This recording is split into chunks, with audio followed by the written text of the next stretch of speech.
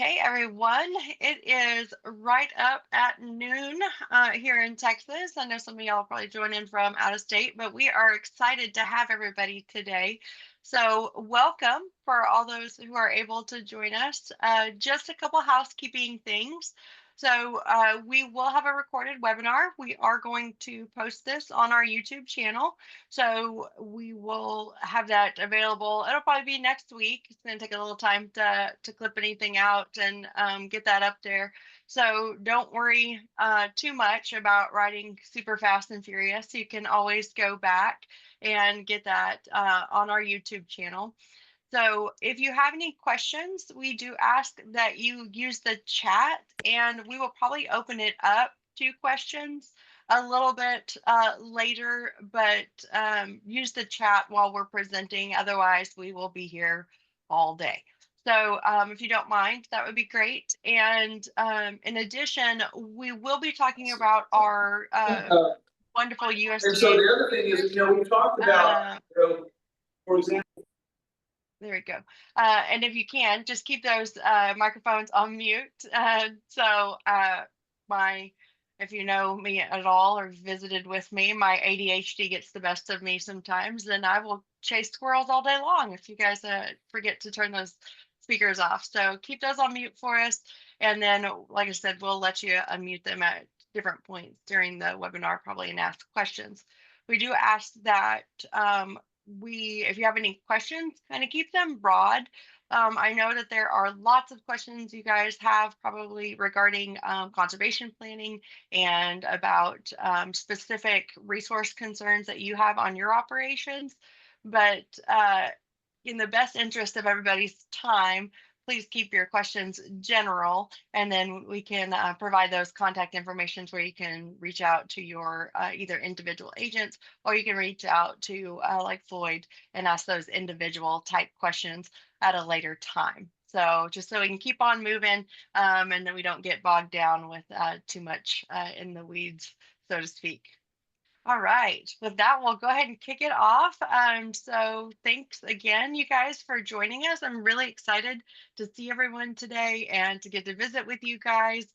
We're excited for this new project that we are working on. This is part of our Battleground program under Texas A&M AgriLife Extension. We're excited that we have been funded through the Office of Partnerships and Public Engagement. This is our outreach and assistance for socially disadvantaged farmers and ranchers. We affectionately call it the 2501 because you can imagine that's a large mouthful to be saying all the time. So it's our 2501 grant. Really, this project has some neat goals, some interesting ways that we've been able to expand the program, and I'm just really excited for it. So before we kick off, I'd love to introduce myself. I'm Erin Kimbrough. I'm the program manager with our Battleground to Breaking Ground program. I'm kind of in charge of all the administrative stuff, but they do let me out of the office every once in a while to get to do some of the trainings, the hands-on, and work with our skill bridge participants, do our boot camps, those kinds of things. So I'm excited to get to host. I don't always get to do these fun things anymore. A lot of paperwork, a lot of emails, but I'm excited to get to talk with you guys, see more about what you need. I'm also a beginning farmer and rancher. We run a beef cow operation, sell direct to consumer, and my husband is a military veteran who's also now a first responder.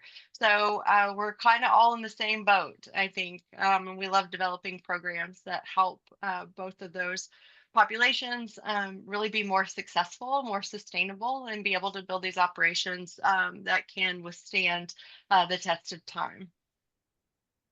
So our new project has some neat things. We're doing some of our standard battleground stuff, but we also are working really to enhance the coordination and outreach for technical assistance, education, and training that USDA is doing. So USDA has a ton of programs, but it's not always easy to access or find them. So we're working really hard with our partners to enhance what they're doing and help coordinate some of those technical assistance and outreach type events.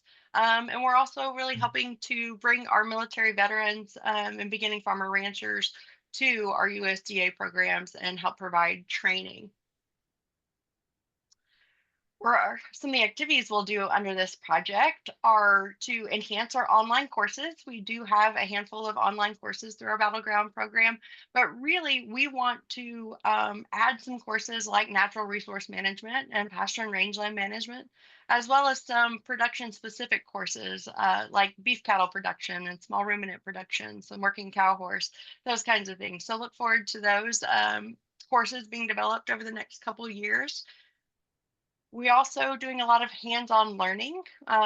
We really like to think of these as the opportunity to learn something and then actually practice it. So, for example, if we teach you about herd health management for beef cattle, then we'll hold an event where you can actually get your hands on cows and do some beef cattle management and give vaccinations and castrations and all of those kinds of things.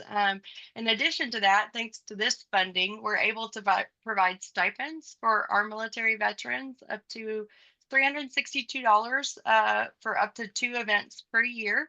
And that helps support your travel and your time and your food and lodging while you attend these events. We know it's expensive and we want to help support you to do that. So we've held a couple so far. We've done our beef cattle management one, and we've also done our pasture and rangeland management where we did some grazing planning and those kinds of things with some of our partners, which was a lot of fun. And our next one coming up will be here in July. So hopefully you guys can join us. Last thing that this project is really helping us do is raise awareness of those outreach and technical assistance services that are available not just through USDA, but through other partners like Farmer Veteran Coalition. So we do quite a bit of outreach with all of our projects, but this one's specifically for military veterans. We do have some upcoming events. You can join our events calendar. It's the easiest way to do it in our newsletter to be notified of those events. If you're interested in the Battleground program and you want to apply so you can get some more business planning, education, agriculture production training, that application is open. We'll do an applicant webinar on June 18th and July 9th, and those applications close on the 25th. We do have, again, some hands-on learning opportunities coming up. If you want to know more about farm and ranch management and get to see more from NRCS and Farm Service Agency, Texas Department of Ag, and you're interested in actually applying for some of those programs, you want that technical assistance and or you want to do or interested in some of the grants that are through those agencies, we'll be providing that training and actually do some funding type training, writing some grant applications here July 28th through 30th here in College Station at our offices. Then we'll do another webinar as part of this series from Texas Department of Ag in August. So you guys sign up for those. If the training's not available yet to sign up, like I said, join our newsletter and you will be able to be notified when those come available. Here's some ways to connect with us and just stay in contact. Again, that newsletter, we love it. It's the easiest way to get a bunch of information out, as well as our Facebook. And last little note, because we are a grant funded project, a lot of our funding depends on our survey and evaluation data. We hope that we are getting you everything that you need. And if we're not, please tell us. And we will do our best to come up with some more training events, some more opportunities, do things a little bit differently to make sure that you are getting what you need. So you'll see this again towards the end of the webinar, but please make sure to provide that data and that evaluation stuff. It really does help us out and continue to get funding for great projects. And hopefully we get that funding out to you guys, because a lot of our projects do provide funding back to the participants for participating and stuff. So with that, Floyd, I will let you go ahead and take control here. Let you introduce yourself. And there we go. We'll stop sharing so we can do that. And Okay. let me know if you're able to share your screen, and I'll let you know when I see it. Okay.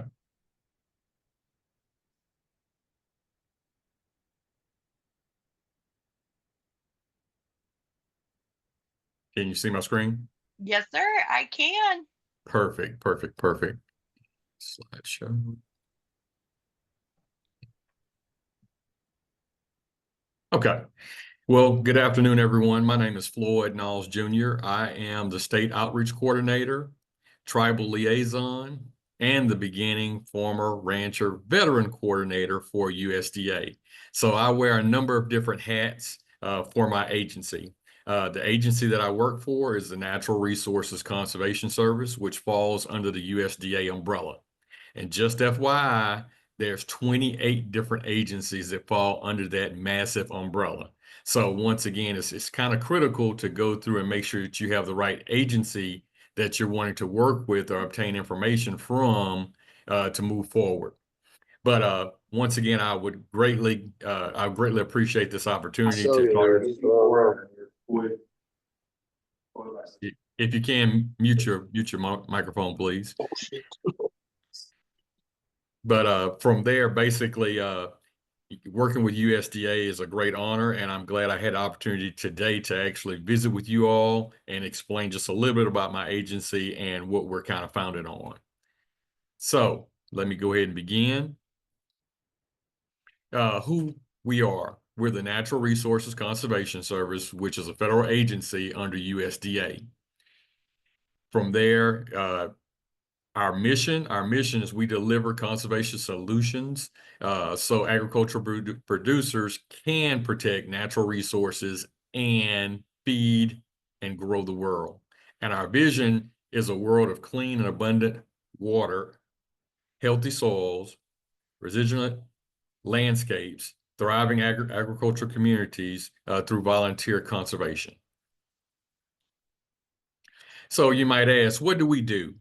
As NRCS employees, we directly work with farmers, ranchers, foresters, landowners, even urban ag producers to provide technical expertise and financial assistance to meet their unique conservation business goals. And once again, when we look at that, what we do, and a lot of people say cost share, I would highly refrain from using cost share in that verbiage. I was always taught to use financial assistance, and I'm going to get a little bit more into that later on in my presentation.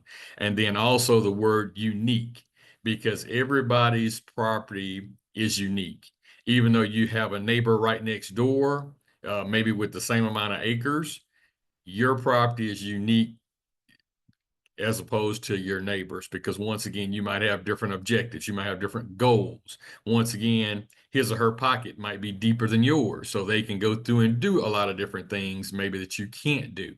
So once again, just keep those prime words in perspective, financial assistance as well as unique conservation and business goals. So it starts with questions about your property. You might have heard something from a neighbor, a workshop such as this, a newsletter, a Google search. I would highly recommend using that QR code and basically finding your local BFR coordinator. If you're here in the great state of Texas, you're looking at him, and I'm speaking to you right now. If you're in a different state, from there are other BFRs for other states. So once again, they will be your main point of contact to move forward. And once again, if you do contact me, one thing that I do ask of is for you, when you send me an email, please provide the county and the town. Like that gives me a little bit of perspective, because I talk to many different people moving into the state of Texas, trying to start operations. And from there, you know, with Texas being as massive as it is and 254 counties, you know, it's pretty massive. So at that point, you have to have a starting point. So once again, if you would, please put that in the email, and just a little bit about the operation you're planning on starting. So once again, you want to go through and call that field office, visit, set up an appointment, because prior to that, I would highly recommend going through and assessing this site. And when we talk about resource concerns, which Aaron brought up earlier, this is how we go through and get conservation on the ground. Say, for instance, right here, we're just showing a few of the broad topics, which is water, animals, soil, plants, energy, and air. When you take a deeper dive, say, for instance, to look at a resource concern, and I'm just going to pick on soil. At that point, it might be soil erosion. So you might have a head cut on your property, or you might have, say, for instance, stream bank erosion. So at that point, we're looking at what that resource concern is. Say, for instance, you purchase a piece of property and you're looking at putting a catfish pond or a bluegill pond out there. That is really not a resource concern. That's something that you want or you want to enhance your property with. But once again, sometimes it's just a win-win. And what I'm saying in regards to that is you might need a livestock pond. You can go through and stock it with fish. That's not a problem. But once again, we have to go through and address a resource concern when we're talking about financial assistance. So once again, I would highly recommend taking a picture or basically zapping this QR code and then just doing a little bit of research, or as I always used to say back when I was in the field, go do your homework, be prepared when you meet with that conservationist or with USDA like that. You have a list of questions to provide to that individual so they can actually get you on your way and get you started. So when we're talking about NRCS terminology, the Natural Resources Conservation Service, we're looking at soil, water, plants, animals, which we call SWAPA. When we're talking about resource concerns, there are many different resource concerns out there, as I just stated, soil, water, air, plants, animal resource based. So once again, when we look at that, we want to make sure that we're all on the same page as far as addressing the correct resource concern. And when we talk about conservation practices, these are activities that landowners can implement on the ground to improve specific natural resource concerns. So initially, we would love to set up a field visit. That's the only way to actually get boots on the ground, come out and pay you a visit, take a look at your property. From there, we'd like to walk the property or how we can get around to look at it and assess it. It might be just straight open pasture. It might be pasture land with some crop land or some forestry land. So like that, we want to make sure that we get the whole, if you want to say the whole enchilada, to make sure that we know exactly what your property is made up of, what type of resource concerns you might have, and just look at the different options that you might have. And once again, we're there to assist you. We do not tell you this is what you have to do because, number one, our agency and our programs are voluntary. We're not a regulatory agency. So at that point, kind of come to the table with some goals and objectives that you want to do on your property. We can give you input towards that, but once again, come with something as far as what you want to do. Once again, during that field visit, we would identify those resource concerns. From there, after the appointment, we would go through and make you an inventory map.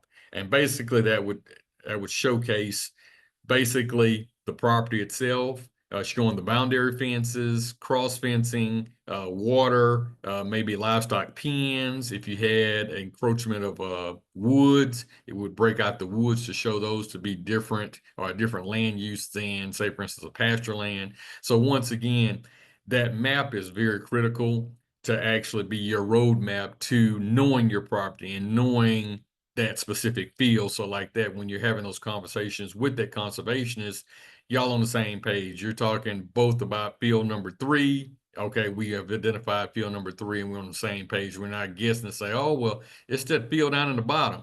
Well, you might have 2 or 3 fields down in the bottom. But then from there, this leads to basically what my agency was founded on is a conservation plan. And the conservation plan is actually your roadmap to success. So you might say, what is a conservation plan? Basically, it's a clear step-by-step plan that meets each farmer or rancher's needs and goals. Once again, it's customized for your property. 2, it's suited for you. Basically, the farmer and rancher is showing those specific conservation practices and circumstances, and it will be put into a schedule that you can actually implement. Anyone can request a conservation plan, just as long as you are a landowner or you have a lease on that property. Basically, you do not have to be in one of our financial assistance programs to obtain a conservation plan. And once again, the conservation plan is your roadmap to success. So if you do not have one, I would highly recommend obtaining that conservation plan, meeting with that conservationist, walking on the property, having that information exchange, and then from there being able to start looking at maybe some of our programs. Once again, it's no fee. A conservation plan is free, and basically it's a lot of good information, and it's your roadmap to getting conservation implemented on your property. A conservation plan, if you look right here, you see the aerial map. I would have done it a little bit different, but this was kind of like what I could find as far as a map, because once again, that's showing thousands of acres and it's not anything delineated. Once we derive and actually generate your map, it will actually show your boundary fencing, your cross fencing, once again, possibly different land uses. It'll show acreage. So one thing about it, if you're going through and you're fertilizing, that there will give you an idea of how many acres is in the field. But once again, have that conversation with your conservationist to make sure that you're on the same page. And the reason why I'm saying that is he can be then delineated your property out and is showing to be 52 acres in a specific field. And from there, then you go to your local feed store saying, okay, well, I need to do 52 acres of nutrient management, which is fertilizing or weed spraying. Well, once again, if you have a plot or a drove of trees in there, once again, we're not looking at grazable acres. We're just looking at land that's actually in that field. So once again, having those conversations, you can be like, okay, well, you delineated out the fields. I need to know exactly how many acres of open ground I have. So it might change that number from, say, for instance, 52 to 43. That's a big difference when you're paying for fertilizer. So once again, just have those conversations with your conservationists to figure out what your objectives and what your goals are and what you're striving to do with that property. As we look at the schedule is the conservation plan. That there will address your objective. From there, it'll go through and show what you plan on doing as far as conservation practices in each field. If it's going to be, say, for instance, pasture land, it's probably going to have prescribed grazing, talking about grazing those properties down to a certain height, maybe some weed control, maybe grass planting, cross fencing. It's a number of different practices that you could possibly implement. But once again, in that conservation plan, it will go through and delineate it out by specific field, and then from there, the appropriate practices in which you plan on implementing with the time frame showing basically the month and year when you plan on doing that practice. As we look over, another product that we do provide is a soil report. From there, a soils report is a great tool to actually know what type of ground you have and to actually help you make decisions. So say, for instance, you're talking about doing some pine tree planting. At that point, the soils in that field where you're talking about doing that might not be suitable for loblolly pine. So at that point, up front, before you make an investment or make a bad decision, to think about putting something in that will not work, that soils report will go through and deem it and let you know basically what the soil type is, and then again, what are common practices used for that soil. Another thing that will actually be accompanied with that conservation plan is basically your practice specifications, especially if you're getting involved in a financial assistance program. These are very critical to understand and make sure that you do have a good concept or knowledge on what that conservation practice specification or design entails. So there are two different types of assistance. One, we call it CTA, which is called Conservation Technical Assistance. And this is personalized advice, information, basically associated with that conservation plan, that CTA plan, that provides you information, basic an assessment, possible practices, possibly designs, also some monitoring, and it just kind of gives you an overview of what you might be planning on doing on your property. When we switch over to the other side of the coin, we're talking about financial assistance. There are a number of different ways or programs that we have to provide financial assistance. Basically, it could be one of our EQIP plans or CSP plans, and I'll get into the definition of those in just a second. But once again, those contract durations can be 1 year to 5 years. Practices will be planned and certified to meet NRCS specifications. And once again, that's why I was stating earlier, it's always imperative to have a good understanding of what those standards and specifications mean. And then also payments will be made or reimbursed after the practice is installed and it meets our specifications. These here are a few common conservation practices that NRCS provides financial assistance towards. It might be brush management, range or pasture planting, cross fencing, prescribed grazing, livestock pipelines, high tunnels, cover crops, urban gardening, tree planting, and ponds. And when we say ponds, it just depends upon what region you're from. It might be called a pond, it might be called a tank, a dam, a pit.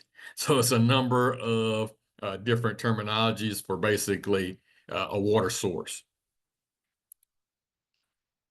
Right here, this is our EQIP program. It stands for Environmental Quality Incentives Program, which provides producers financial assistance to basically in exchange for successful implementation of conservation practices. So once again, this incentive payment is provided to that individual once conservation practices have been implemented. Now, for example, with our EQIP program, and we're looking at application cost. And once again, you have to make an application. And after making that application, if it is approved, then from there, you go down that rabbit hole, or you go down that path to actually get into conservation implemented.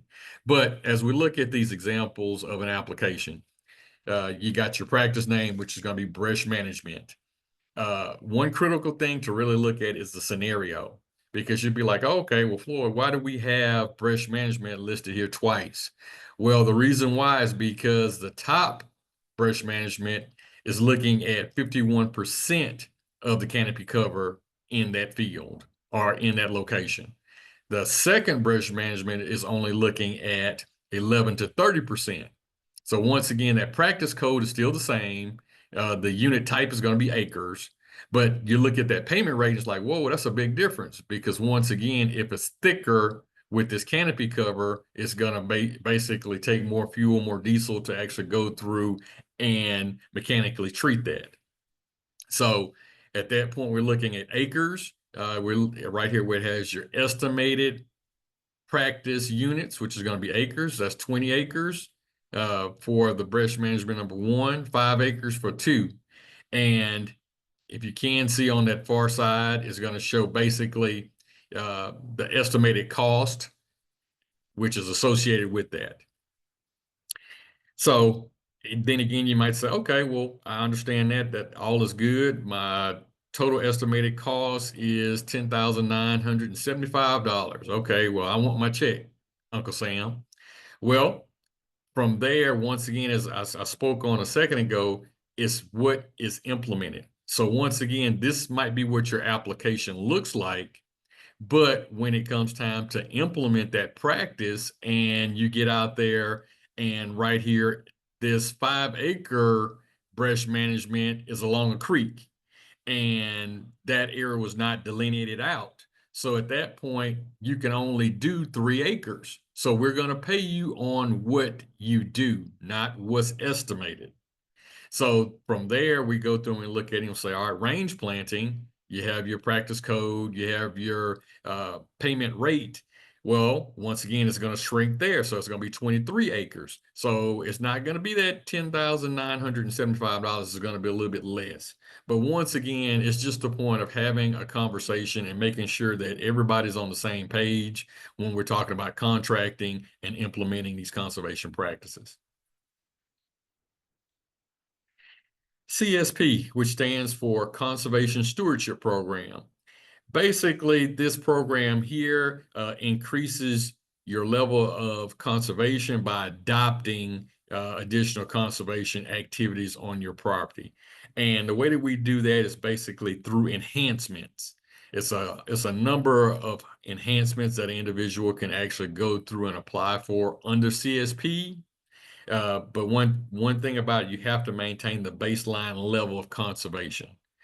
These contracts are basically 5 years. The requirements, you enroll your entire operation. So if you have 20 acres and you have 18 acres of it that might be in pasture land, but yet still you have your headquarters. Headquarters is a land use. So at that point, once again, it's going to be looking at everything in your entire operation. Or then again, if you have some other lease pastures or other property associated with your operation in that county or abroad, it has to encompass all acres that basically are associated with that operation.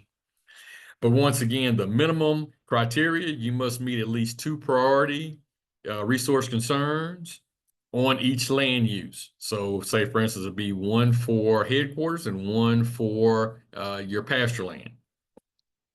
So, you know, that's one thing that is very critical, and we go through this during the planning process. In regards to payments, you have your annual payments under CSP, which is paid after October 1st each fiscal year. And from there, you have a minimum annual payment of $4,000.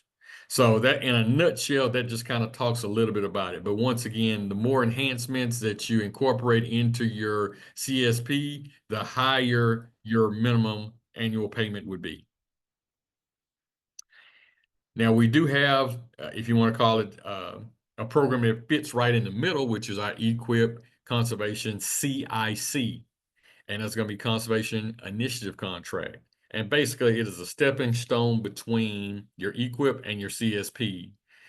Basically, addressing a priority resource concern. It's a 5-year contract, or 5 years tied to that CIC. But instead of it being your entire operation, you can actually enroll at one field or track. Basically, you still must meet at least 1 priority resource concern throughout that contracting period. Payments, use the EQIP payment rate.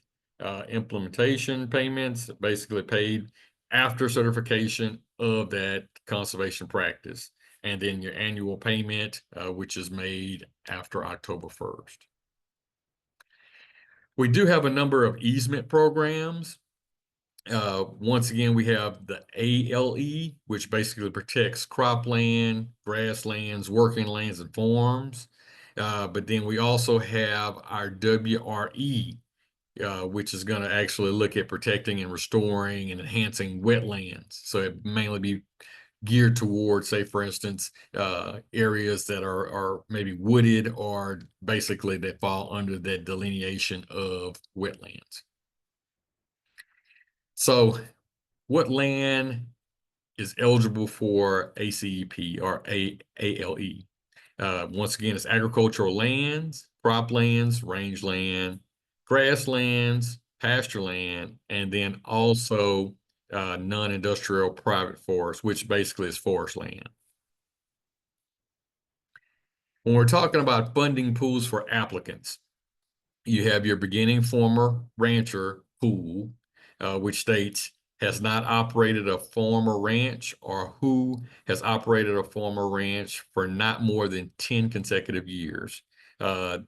This requirement applies to all members of a legal entity and who will basically be participating in that operation of that farm and ranch. Also, we do have another pool, which is veterans, farmers, and ranchers. But when we look at that, you have to also meet the beginning farmer rancher criteria, but then also have served in the U.S. Army, Navy, Marine Corps, Air Force, or Coast Guard, in basically, and you have not been dishonorably discharged. So once again, like I said, when we're going through this process and working with that conservationist, when you're making your application, let him know. Once again, a, a lot of our customers say, "Well, I don't want the government on business." The government is going to be in your business when you're working with USDA. Tips for success. Basically, review the application and the contract appendix. I would highly recommend anything that you do receive when we're talking about contracting or even your conservation plan. Make sure it's accurate. Make sure that you understand it thoroughly before you sign your name on that contract. Ask questions. We love to have questions up front than to have questions and situations on the back end. Basically, check in occasionally with that local field office. Understand the conservation practices or enhancements that you are applying for. Basically, have a plan. Be ready to start when you are actually selected for funding. What you want to do is if you dig in a pond, make sure that you have a contractor in place. You don't want to wait until after you're funded, and then from there you're trying to find somebody, and it's the ideal time when everybody else is building ponds. So then from there, it kind of postpones or delays that practice implementation. Basically, a practice has to be implemented within the first 12 months of that contract. And basically stick to the planned practice schedule. That is that conservation plan. Understand the cost. So talk to your consultants, talk to your contractors, and get a price. From there, one other tool that we highly recommend is asking for a receipt for service when you visit USDA offices. Now, note when you're talking about NRCS, USDA Natural Resources Conservation Service, you need to request that receipt for service. When you're working with the Farm Service Agency, theirs is directly. They're supposed to give it directly to you. So once again, if you're talking about NRCS, it's upon request. If it's the Farm Service Agency, it will be just basically directly provided to you. Once again, just to reiterate those tips for success, as you can see, the bullseye is actually asking questions. Basically, you have respond promptly if action is needed upon you. Stick to the plan, that conservation plan, understanding the upfront cost. Be ready to start work once your application is selected and converted to be a contract. Understand the practice specifications. Review the contract appendix. And once again, like I say, it's really critical, folks, to go through and understand those practices, because once again, everybody's situation is different. You might have, and I'm just going to throw out this scenario, we're just talking, you might have a brother-in-law or a family member that works for the railroad, where at that point they can get you cross ties. Well, those cross ties do not meet our specifications as far as for cross fence. And at that point, it might behoove you to say, okay, well, I'm gonna put this cross fence in on my own dime because I have these posts provided. I can make a strong fence. It's going to serve the purpose. But once again, if you're looking at enrolling in one of our programs, say for instance, the EQIP program, and putting in a cross fence, at that point, it has to meet our specifications. As when I was in the field, I used to tell everybody, you know how to build a fence, I know how to build a fence, but when Uncle Sam is paying for you to build that fence, he wants you to build it a certain way. So make sure that you do understand those practice standards and specifications. From there, our stance as far as USDA, NRCS helping veterans, USDA wants to ensure that veterans looking to return home or start a new career on farming or ranching in a rural community have the tools and opportunities they need to succeed. This slide right here actually shows a few veterans that actually have participated in our programs, and it was a great success working with them and getting conservation on the ground, or conservation implemented. Once again, my name is Floyd Knowles Jr., the beginning farmer, rancher, veteran coordinator for the great state of Texas. Once again, if you're outside of Texas, zap the QR code, and from there it will point you in that direction of your BFR coordinator. If not, if you need to reach out to me, that's perfectly fine, and I can basically provide that to you. And with that being said, thank you all for putting up with me and listening to me, and hopefully the information that was provided was beneficial. And once again, like I say, USDA and NRCS is your friend. We want to help you get conservation implemented. And please ask questions. Please pay those local conservationists, if it's a soil con or district con, a visit, and ask them plenty of questions. You know, it's easy to ask those questions up front than to get engaged or involved after the fact, and then from there be put in a situation. So once again, thank you so much. And once again, thank you all for your service.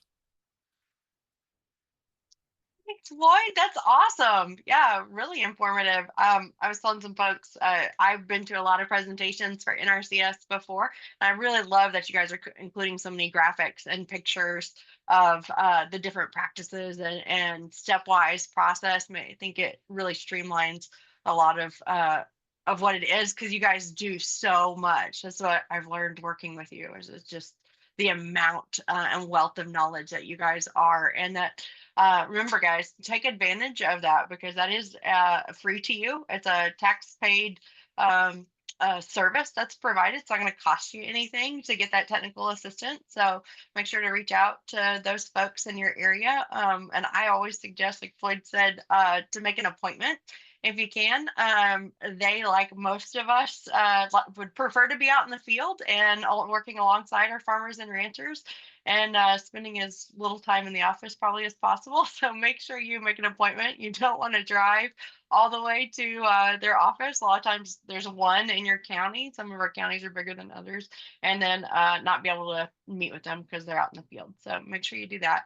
And I'm just really excited. I love, again, the pictures. One of our graduates was there on your success, your farmers and ranchers, veterans that are on there. So that's exciting. Some of our grads, I've made the highlight reel, so that's neat. So we'll get with questions. I think only see one or two. If you guys want to put them in the chat, we'll get the ones that are in the chat first, and then we'll let you ask questions.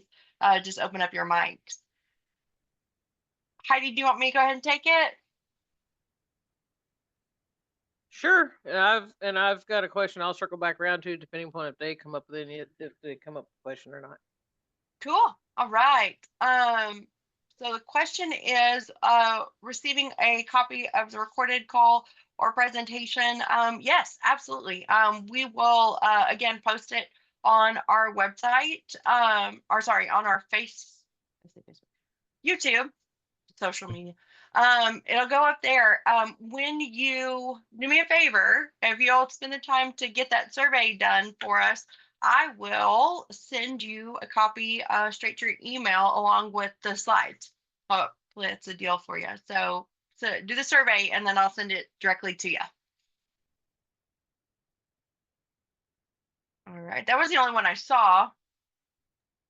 Yeah, Floyd, I want to ask a clarification question, because the way you said it may panic some people.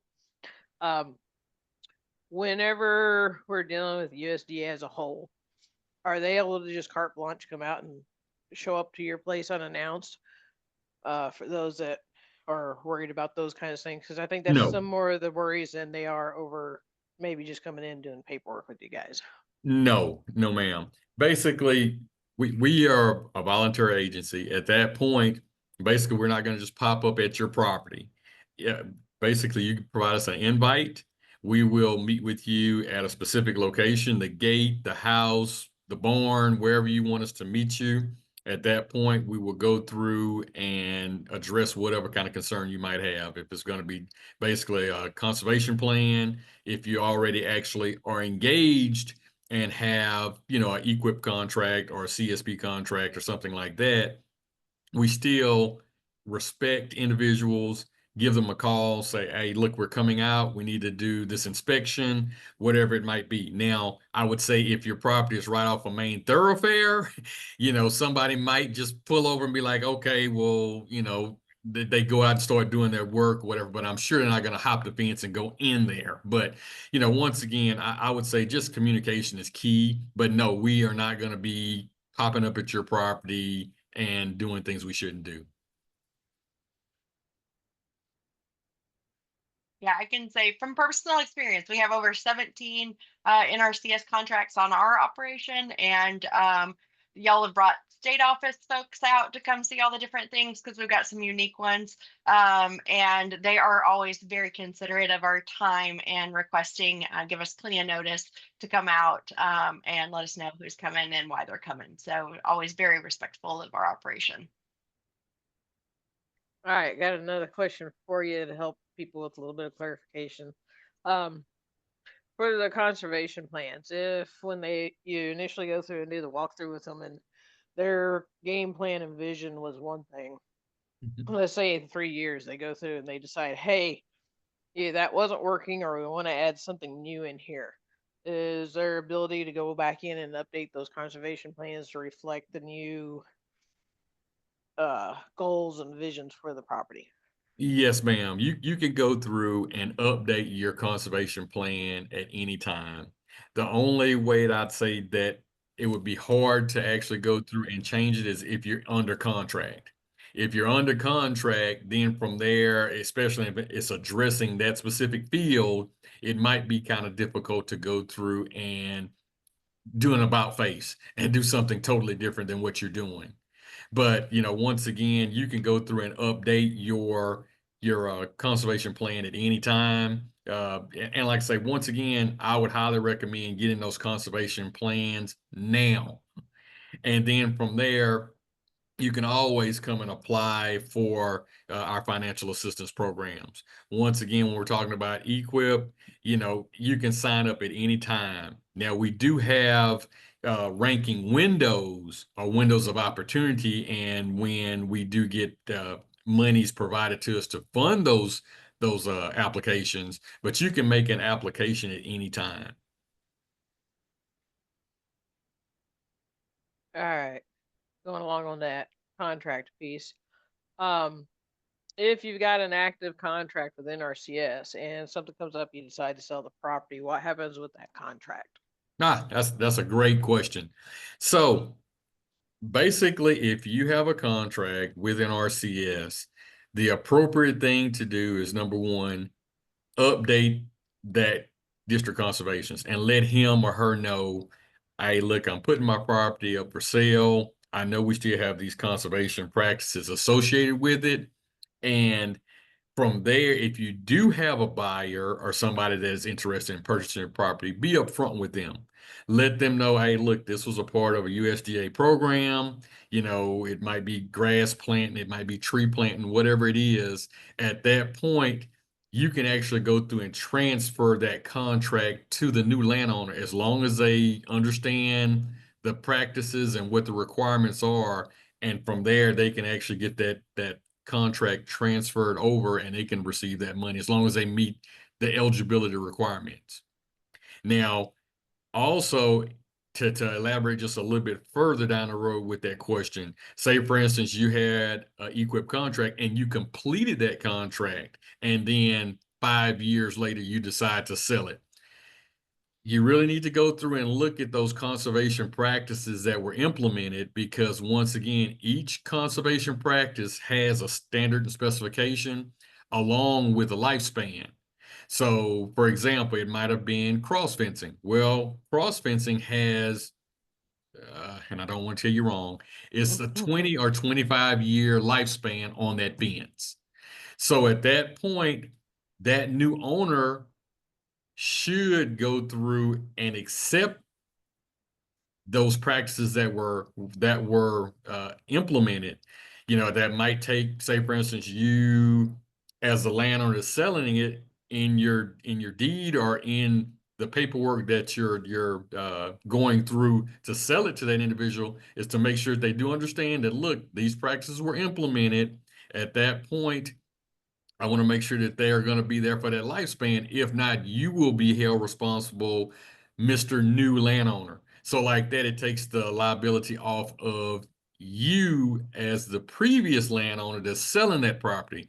But once again, you know, please, and I would just say please, visit with your conservationists. They can work through those situations and provide you a little bit more guidance than, you know, that I'm doing right now during this presentation. But at that point, you want to make sure that everybody has a good understanding as you transfer that property, that those practices are still going to be implemented. Or if not, then money will be asked back, you know, from you as a landowner or from the new landowner if they do accept that responsibility.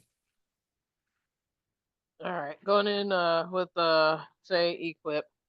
What happens if I don't meet conservation practice specifications while in a contract? Either because I felt that I could go out here and read the specs for the fence building and build it myself, or maybe I handed it off to my contractor and maybe they misread the specs.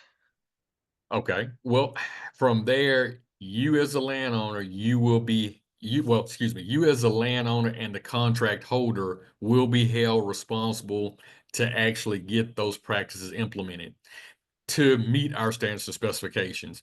If you go through, and I'm just going to use the example of a fence, at that point, you go through and you build a fence, but it's not built to our specifications, we can't pay you on it. We can't certify that practice. So at that point, you still have to pay that contractor, or you have a fence that you absorbed all of the cost on and you were under the impression that you were getting financial assistance. You can't get it until you meet those specifications. And, you know, one thing of it is everybody has their forte of what they do, what they specialize in. You know, if you have a 9 to 5 and you do something totally different, leave that fence up to a professional that builds fences on a daily basis. Because once again, you can go through and, you know, you sign that contract with whoever your fence builder is and say, look, hey, I'm going to pay you after you build this fence that meets NRCS specifications. So like that, everybody's on the same page. You're moving forward to get conservation implemented, but yet and still nobody's feeling slighted to be like, well, I hadn't met this, I hadn't done this. Everybody knows up front that it has to meet these specifications. If that fence builder has to go through and take out that H bracelet, that double H, because he didn't do something right, it falls on him or her, because once again, those specifications were provided. It was said that you understand and you're going to build this fence according to USDA and NRCS specifications. All right, we got a question. I think talking about all this, and we got a question that came up. Can we obtain all information to get an idea of upfront costs? If not ready to begin, is there a limited amount of time before having to go through the process plan again? Okay, so yes, I would say go and visit with that local district conservationist. If you're talking about doing fence work or something like that, they can provide you basically, as I showed in the scenario, they can show you what we're paying per foot on a cross fence, or if it's going to be grass planting. At that point, then you'll know, you know, what it's going to cost per acre. But once again, I would say you have to go through and do your homework. So if you're doing grass planting, you know, it's not just the point of getting those sprigs or getting those seeds. You know, you got to go and pull a soils test. At that point, you have to get a soils test uh, from approved soils lab. At that point, then from there, once you get those recommendations, then you can go and price your fertilizer of what is needed. It's not going, more than likely, it's not going to be a triple 13, you know, so it's going, and you have to actually, when you implement that fertilizer, it has to be within a certain percentage. So it's not like saying, okay, well, I just throw out this is good enough. No, it doesn't work that way. It has to meet those specifications, those standards and specifications. So I guess in a nutshell, you can go through and get some of that information by working with your local district conservationist, visit with them. they can provide you some of that information. And then once again, some of it's going to require you just to do your homework on your own. Also, one statement that I did make earlier was actually, when you're approved, go ahead and get started on that as fast as or as soon as possible. And the reason why I say that, I'm gonna take it back a couple of years. When COVID hit, a spool of barbed wire was $87.15. A year after COVID, it jumped up to be $187 a spool of barbed wire. So the longer you procrastinate and not get that practice implemented, you can be basically whittling away at your financial assistance that you would receive from us. And once again, like I say, you can go through and do the calculations to figure out, what percent cost you, if you want to say, that you're going to receive. But once again, you got to make that decision to find out if it's going to be beneficial for you. So Floyd, I think help clarify this question for them just a little bit. Based on that question that was asked is, if I'm working with NRCS and let's say we've got that grass planting as a practice that we're wanting to implement, but we haven't necessarily gone under contract yet, can the producer get the specification sheets for that practice so that that will help them with figuring out what they are required to do and what requirements they have on them, so when they go do their research for finding the seed or the sprig, the how it's got to be plowed or Oh, yeah. tilled or whatever, that way they got a kind of a working game plan to work with. Yes, Heidi, that's not a problem. That local conservationist should be able to provide that to that individual. Also, as far as standards and specifications, we have online, you can actually find a field office tech guide, and it has a list of all of the practices that NRCS actually implement. So at that point, it'll talk about fencing. It'll talk about, say, for instance, it being in sandy soils versus rocky soils versus whatever the situation may be. So it will actually provide information regarding this scenario and that scenario. Now, in that field office tech guide, it will not be any cost associated in there from there, because once again, that is taken care of on a regional basis, and those practices are derived on a region, which is Texas and Oklahoma, kind of like a South Central region. And that's what those costs are based on. So if you had a friend or somebody that might be doing something in California or Florida, and they're doing basically almost the same practice, more than likely that cost per acre or that land unit price is not going to be the same, because once again, it's in a different region. And Aaron posted into the chat the link for the technical guide for Texas. I did, yeah. And I'll tell you guys, I mean, the NRCS has a lot of engineers that work with them and help write those specifications.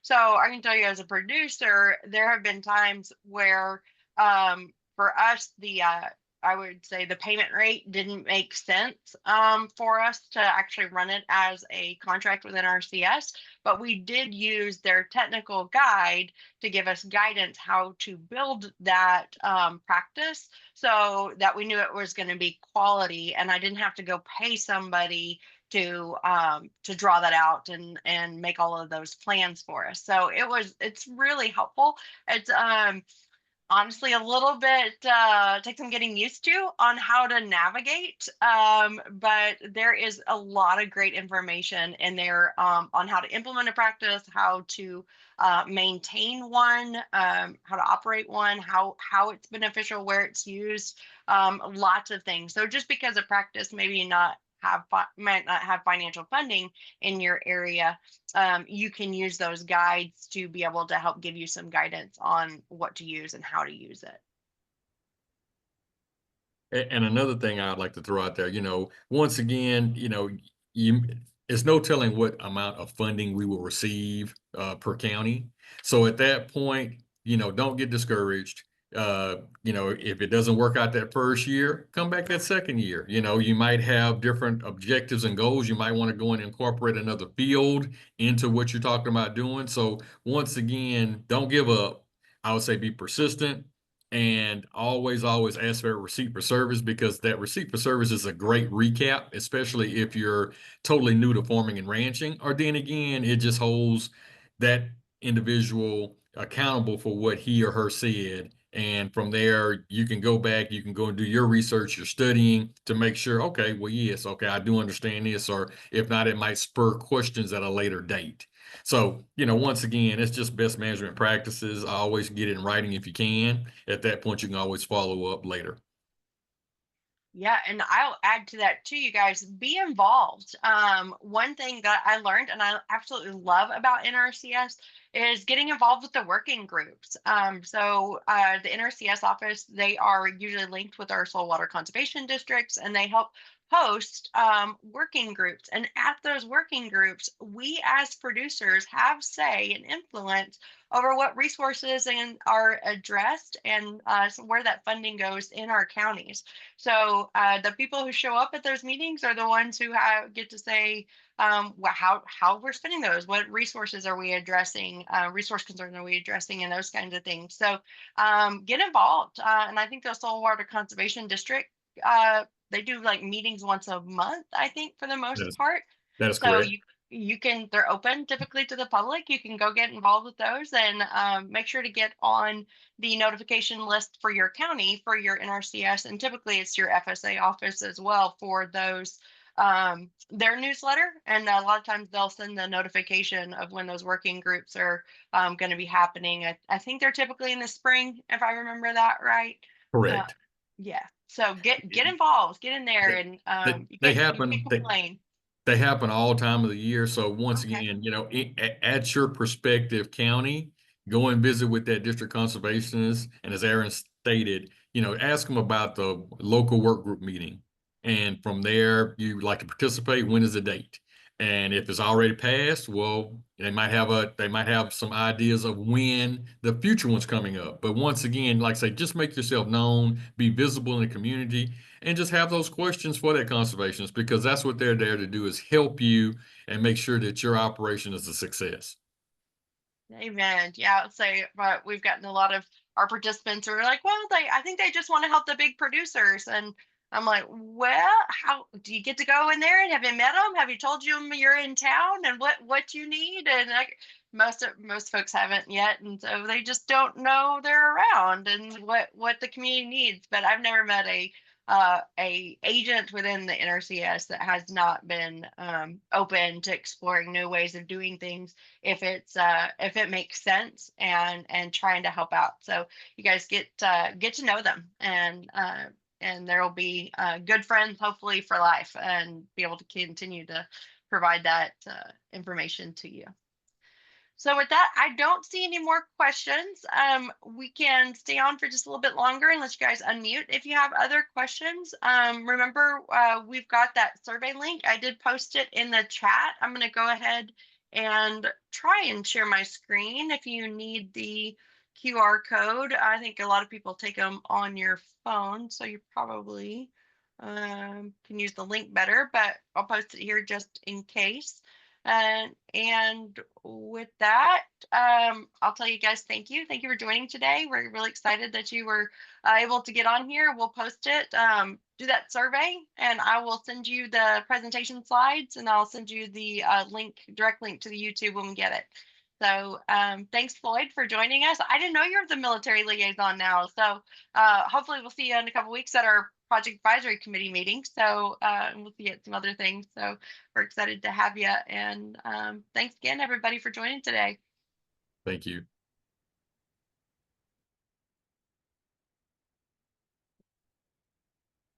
Right. We'll stop the recording.